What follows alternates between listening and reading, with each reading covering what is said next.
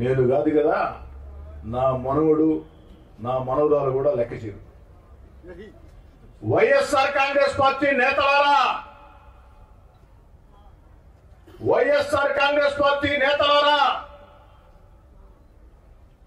నన్ను హత్య చేయిస్తామని, హత్య చేస్తామని మాట్లాడిన రౌడీ షీటర్లారా, గూండాలారా, మీ బెదిరింపుల్ని నేను కాదు, నా వెంట నడిచే నాయకులు కార్యకర్తలే కాదు, నా తమ్ముడు కోటరెడ్డి గియే కాదు, 7 ఏళ్ల వయసు ఉండే నా మనవరాలు, 6 ఏళ్ల వయసు ఉండే నా మనవడు కూడా భయపడ్డు.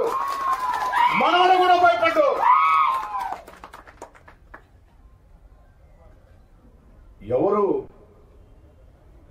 జీవితకాలం బతకరు అంటే భూమి ఉన్నంతకాలం ప్రతి మనిషికి ఏదో ఒక రోజు మరణం వస్తుంది.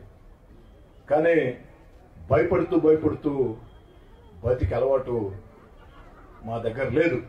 నా దగ్గరే కాదు, నా వెంట నడిచే నాయకుల కార్యకర్తల వద్ద కూడా భయం అన్న పదం మాకు తెలీదు.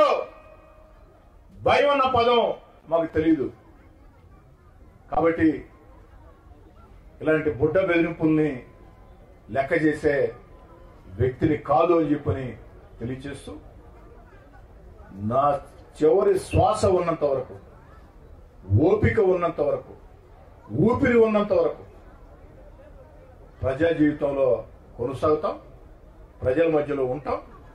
ఈ 14 నెలల్లో చంద్రబాబు నాయుడు గారి ఆశీస్సులతో, పవన్ కళ్యాణ్ గారి ఆశీస్సులతో, నారా లోకేష్ గారి ప్రోత్సాహంతో, జిల్లాలో ఉన్న 2 మంత్రులు పొంగూరు నారాయణ గారు, ఆనవ రామనారాయణ గారి సహకారంతో, పార్లమెంటు సభ్యులు వేమిరెడ్డి ప్రభాకర్ రెడ్డి గారి సహాయ సహకారాలతో, ఆ దేవుడి దయతో నెల్లూరు రూరల్ నియోజకవర్గంలో 300 కోట్లతో అభివృద్ధి పనులు చాలా వరకు పూర్తయి ఇంకొన్ని పూర్తి కావాల్సి ఉన్నాయి. రూరల్ నియోజకవర్గంలో ఎవరైనా నా వద్దకు వచ్చి సమస్య ఉంది అంటే, ఎలాంటి సమస్య అయినా అది పరిష్కారం కావాలా అనే తత్వం నాది. ఎవరు ఫోన్ చేసినా, ఏ సమయంలో ఫోన్ చేసినా ఫోన్ ఎత్తి సమాధానం చెప్పి ఆ బాధల్లో కష్టాల్లో ఉన్న వ్యక్తులకి వెంట నడిచే తత్వం నాది. కాబట్టి నెల్లూరు రూరల్ నియోజకవర్గంలో మరింత ఉత్సాహంతో ఈ అభివృద్ధి పనులు ముందుకు సాగిస్తాం. చంద్రబాబు నాయుడు గారు పెట్టిన సంక్షేమ పథకాలు అరువులకు అందిస్తాం. కష్టం నష్టం అని ఏ ఒక్కరు వచ్చినా అండగా నిలబడతాం. చివరి శ్వాస ఉన్నంత వరకు కూడా ప్రజా జీవితంలో కొనసాగుతాం. ఇలాంటి బెదిరింపుల్ని లెక్క చేయనని చెప్పి తెలియజేస్తూ సెలవు తీసుకుంటాం.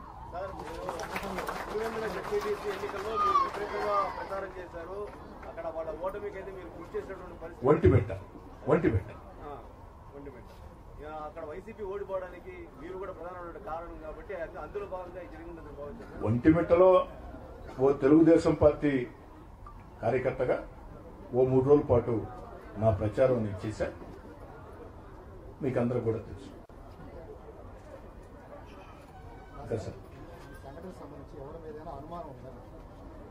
సాధారణంగా బాలకృష్ణ గారు, మీరు ప్రజాశక్తి, వృత్తిపరంగా మీకు పోటీ ఎవరితో ఉంటుందో, మీకు ఏదైనా నష్టం జరిగితే వేళ్లు ఆ వైపే చూపిస్తాయి. మరి తెలుగుదేశం పార్టీ కూటమి శాసనసభ్యుడిగా నేనున్న వేళ వైఎస్ఆర్ కాంగ్రెస్ పార్టీతో నాకు తీవ్రంగా విభేదాలున్న వేళ, మరీ ముఖ్యంగా ఇటీవల కాలంలో YSR Congress party social media నా మీద విషయం కక్కుతున్న వేళ, వైఎస్ఆర్ కాంగ్రెస్ పార్టీ పత్రిక టీవీ నా మీద విషయం చిమ్ముతున్న వేళ అనుమానం ఎవరి మీద వస్తుంది సాధారణంగా. కానీ ఇవన్నీ కూడా పోలీస్ విచారణలో తేలాలి. అయితే నేను ఒక్కటి చెప్పదలుచుకున్నా, వైఎస్ఆర్ కాంగ్రెస్ పార్టీ నేతలారా, మీకు చెప్తున్నా, ప్రజలకు కూడా తెలియాలని చెప్తున్నా, 14 నెలలైంది నేను 3వ సారి ఎమ్మెల్యే ఎన్నికై. ఏ ఒక్కరినైనా నేను ఇబ్బంది పెట్టాను? ఏ ఒక్కరికైనా నేను నష్టం చేశాను? ఏ ఒక్కరిని ఇబ్బంది పెట్టాల, ఏ ఒక్కరికి నష్టం చేయాల. సాధ్యమైనంత వరకు రాజకీయ వివాదాలకి దూరంగా ఉంటూ నిరంతరం ప్రజల మధ్యలో ఉంటూ నా పని నేను చేసుకుంటూ మూడోసారి ఎమ్మెల్యే గెలిపించిన రూరల్ నియోజకవర్గానికి ఎంత చేసినా తక్కువేనని ముందుకు సాగుతున్న వేళ ఎందుకు నన్ను కిలుకుతున్నారు? ఆ కిలుకుడు కాస్త ఎక్కువయ్యి ఈరోజు దుర్మార్గంగా నేను మాట్లాడక ముందే మీరెందుకు భుజాలు తోడుకుంటున్నారు? గుమ్మడికాయల దొంగ అంటే భుజాలు తోడుకున్నట్టు మీరెందుకు భుజాలు తోడుకుంటున్నారు? కాబట్టి సగటు మనిషి ఆలోచనల ప్రకారం మీరు అడిగినట్టు అనుమానం ఎవరి మీద ఉంటుంది? అనుమానం. కానీ ఇవన్నీ కూడా పోలీస్ విచారణలో తేలాలా, పోలీస్ విచారణలో నిర్ధారణ అవుతాయి అన్న సంపూర్ణ విశ్వాసం కూడా నాకుంది. గతంలో కూడా గన్మెన్ దూరం పెట్టుకున్నారు. ఇప్పుడు కూడా ఏంటంటే మీరు గన్మెన్ కంటే కూడా మీరు ప్రజాక్షేత్రం ఎక్కువ తిరుగుతూ ఉంటారు. మీ పట్ల మీ యొక్క భద్రత పట్ల కూడా మీ అభిమానులు ఇప్పుడు కూడా మాకు కొంత అనుమానం వ్యక్తం చేస్తారు. వాళ్ళకి ఎలాంటి భరోసా ఇవ్వబోతున్నారు? ఎవరు కూడా ఎలాంటి భయాందోళన చెందవద్దు. వైఎస్ఆర్ కాంగ్రెస్ పార్టీ ప్రభుత్వంలో 4 గన్మెన్లు నాకున్నారు. వైఎస్ఆర్ కాంగ్రెస్ పార్టీకి దూరంగా జరిగిన తర్వాత నన్ను మానసికంగా భయపెట్టేదానికి ఆనాటి ముఖ్యమంత్రి జగన్మోహన్ రెడ్డి గారి ఆదేశాలతో ఆనాటి ప్రభుత్వ సలహాదారు సజ్జల రామకృష్ణారెడ్డి గారి ప్రత్యక్ష ప్రమేయంతో 2 గన్మెన్లని తొలగించారు. వారు 2 గన్మెన్లను తొలగించిన వేళ ఈ 2 గన్మెన్లు కూడా నాకు వద్దయ్యా, గన్మెన్లు లేకుండా నన్ను నేను ఎలా కాపాడుకోవాలో నాకు తెలుసు. 35 ఏళ్లుగా విద్యార్థి జీవితం దగ్గర నుంచి ప్రజా జీవితంలో ఉన్న జీవితంలో ఎంతో మందితో పోరాటాలు చేశా.